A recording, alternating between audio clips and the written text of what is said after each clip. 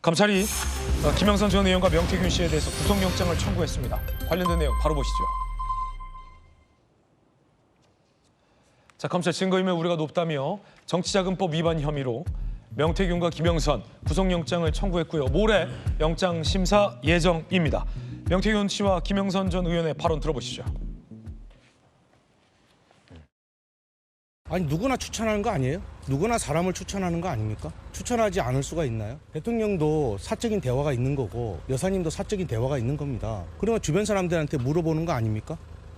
저는 대한민국 국민이 아니에요? 제가 사적으로 한 10년 된 강혜경 씨라는 사람한테 제가 좀 너스레 떨고 좀 오버하고 그다음에 격려 차원에서 한 얘기를 그것을 꼭 사실화시켜서 얘기합니다. 제가 그렇게 힘 있는 사람이면 아니 말만 하면 다 안 쳤지 왜 못 안 쳤어요? 예? 이야기 한번 해보세요. 강혜경 씨가 어떤 경위로 어떤 사람한테 줬는지는 모르겠고요. 강혜경 씨가 나한테 돈을 썼다고 그러니까 결국에 본인이 다 결정해서 했는데 그게 다 제가 했다고 그러는데 그거는 자기 권한에서 일어난 일인데 나한테 보고를 했어야 되는데 아니 어느 정치인이 그런 거를 대한민국 역사상 정치자금법에서 어길 수 있는 거는 완전 무지막지하게 어긴 상황인데 김영선 전 의원의 해명이 정치권에서는 참 앞뒤가 안 맞는다는 지적도 나오고 있습니다. 자기 세비인데 회계 담당자 강혜경 씨가 알아서 했다? 상식적이지 않죠. 자, 구속영장을 청구했습니다. 김광삼 변호사님, 어떻게 될까요? 제가 볼 때 영장이 발부될 가능성이 크다 이렇게 봅니다. 명태균 씨는 뭐 당연히 제가 볼 때는 구속이 돼야 하는 게 맞고요. 아마 김영선 씨도 영장이 발부될 가능성이 좀 크지 않나 싶어요. 그런데 이제 이 사안 자체가 지금 대통령과 연관이 돼 있잖아요. 그러면 지금 검찰이 11명이라는 검사를 투입을 해가지고 수사를 하고 있단 말이에요. 그래서 어느 선까지는 밝힐지 모르겠어요. 지금 영장 청구 범죄 사실은 김영선 전 의원부터 9천만 원, 명태균 씨가 서로 이제 수수한 내용이고, 또 명태균 씨가 지금 TK 지역에서 기초단체장 나갔던 사람, 또는 광역은 나갔다는 사람부터 2억 한 6천만 원 받았다는 내용인데, 저게 사실은 정치자금도 일반 정치자금에 비해서는 굉장히 질이 나빠요. 왜냐하면 공천의 대가거든요. 그러면 검찰이 사실관계에서 증거만 명확히 했다고 한다면 전 당연히 구속되는 게 맞다고 보고요. 지금 명태균 씨가 사실 이제 처음에 뭐 검찰 보고 나 조사 한번 해봐라. 그러면 한 달 내에 윤 대통령이 뭐 탄핵해야 된다 그렇게 얘기했잖아요. 그러다 갑자기 또 꼴을 내리잖아요. 또 많은 언론을 통해서 서핑하듯이 즐기면서 인터뷰에서 그 내용을 가지고 언론에서 다뤘음에도 불구하고 마치 언론이 허위 보도했다 이제 그런 취지도 몰아가는 적반하장으로 몰아가고 있어요. 그래서 뭐 저 사람의 어떤 정신 세계는 어떨지 모르겠어요. 하지만 본인의 입장에서 보면 지금 뭐 신용불량자든 그런 얘기도 나오고 있는데 자기가 갖고 있는 어떤 그런 걸 가지고 뭔가 굉장히 어려움에 처하고 뭔가 공천받고 싶어하고 이제 그런 사람들에게 접근해서 여론 조작이랄지 이런 방법을 써서 결과적으로는 그렇게 해주고 뭐 하겠어요? 돈 받아내려고 하는 거 아닙니까?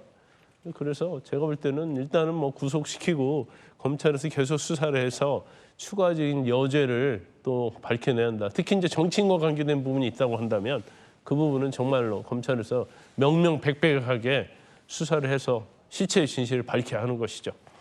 자, 그런가 하면 명태균 씨와 관련된 추가 녹취가 공개됐습니다. 여론조사 관련인데요. 들어보시죠.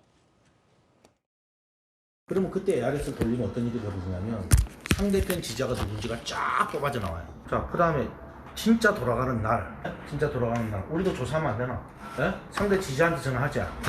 그만 전화 받았다고. 이제 그 다음 자기 전화 받았다고 전화 받나? 아니 그거 왜 전화합니까? 아니 우리가 뭐 여론 조사하는데 언론사에서 자체 수사 안 됩니까? 아니 대한항공 비행기 뜬다고 아시아나 비행기 뜨면 안 돼요? 자, 조기현 변호사님, 이게 어떤 내용이에요?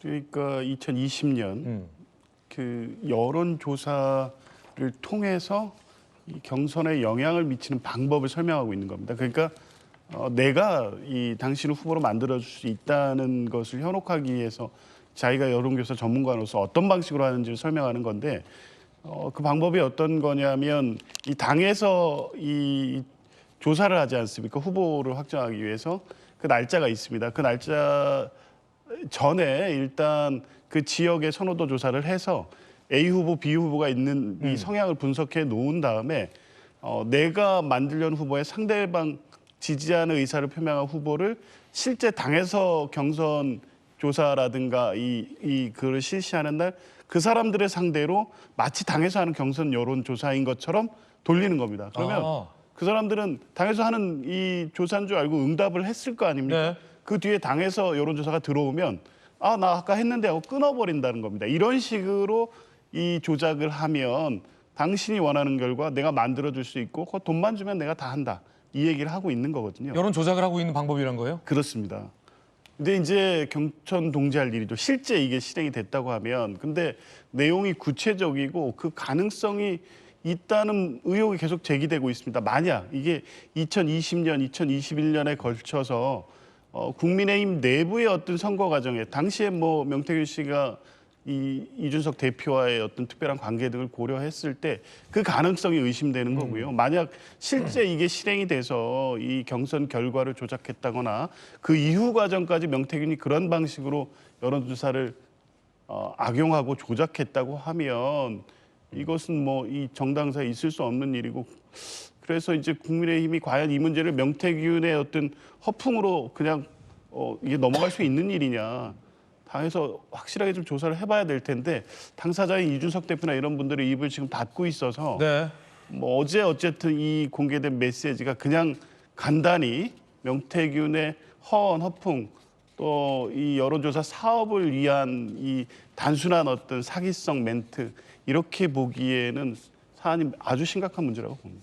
이른바 알리바이도 준비했다라는 대목도 보이는데 함께 보시죠. 왜 전화합니까? 라고 물으면 아니 우리가 뭐 여론조사 하는데 언론사에서 자체 조사 안 됩니까? 대한항공 비행기 뜬다고 아시아나 비행기 뜨면 안 돼요? 라고 답변하면 된다. 라는 식의 방법까지 코칭하는 듯한 녹취가 담겼습니다.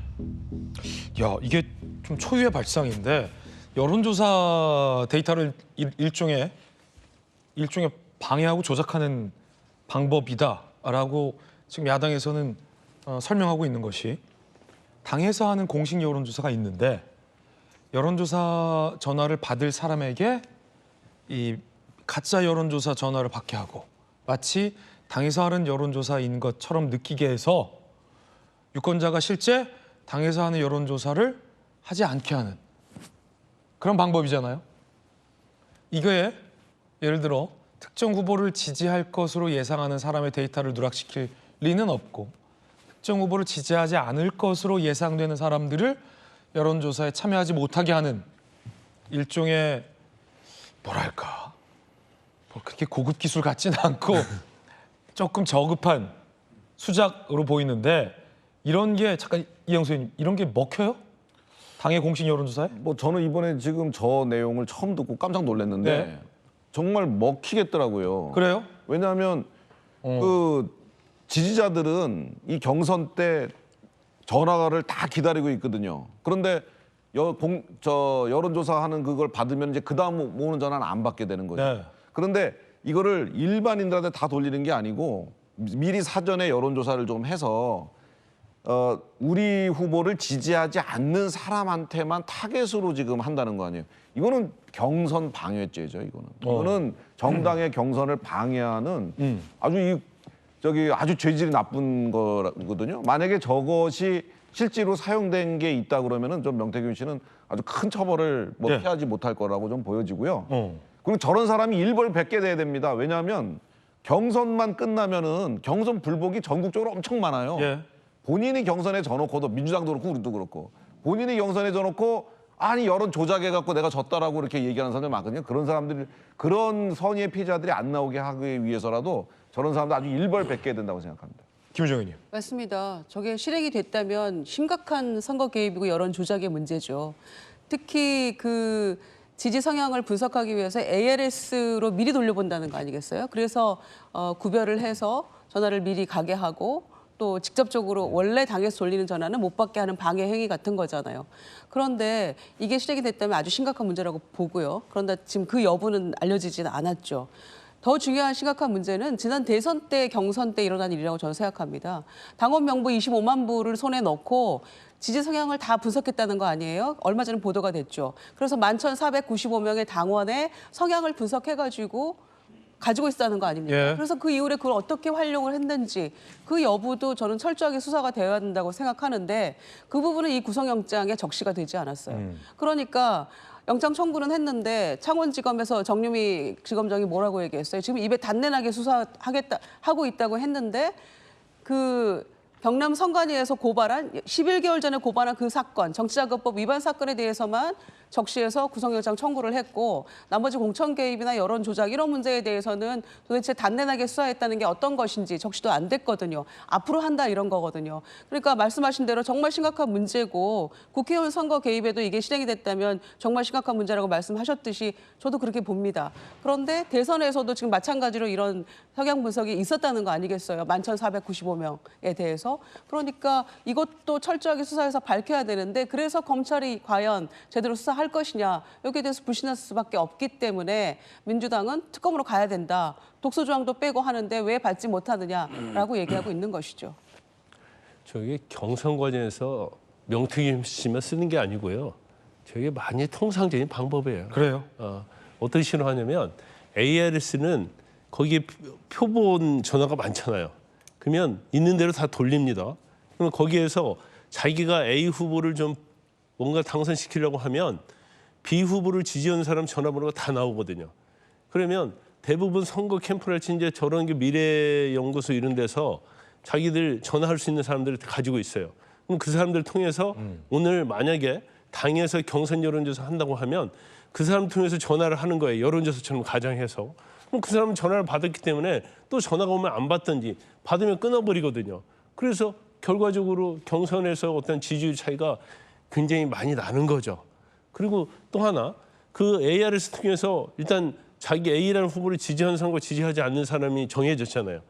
그러면 정식적으로 여론조사를 할 때 거기서 표본을 전화번호를 A라는 사람 지지 않는 전화번호를 빼는 거예요. 일부를. 그러면 여론조사하면 지지도에 있어서 자기가 원하는 후보가 높게 나오는 거예요. 이게 일반적으로 가장 많이 쓰는 여론 조작 방법입니다. 저게.